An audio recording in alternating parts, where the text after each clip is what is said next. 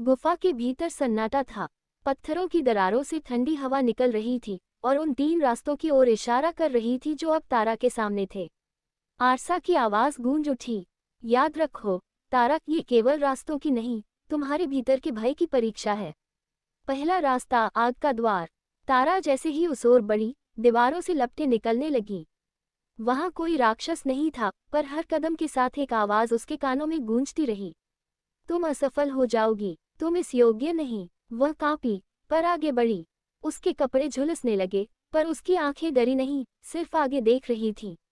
दूसरा रास्ता, अंधकार का द्वार। यहाँ कोई आवाज नहीं थी, कोई रोशनी नहीं, सिर्फ एक अनंत अंधकार, जैसे समय और अस्तित्व सब थम गया हो।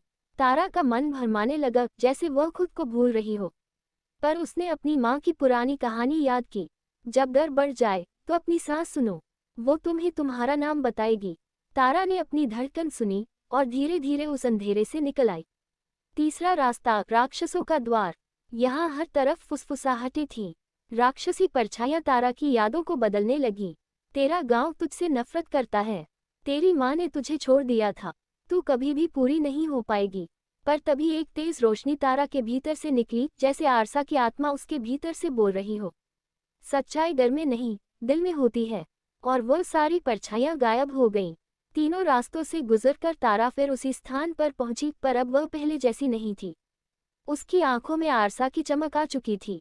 गुफा की जमीन फटने लगी और फिर एक गहरी घाटी के बीच अमृत सरोवर दिखाई दिया। उसका जल नीला नहीं था, बल्कि वह तारा की आत्मा के रंग जैसा था।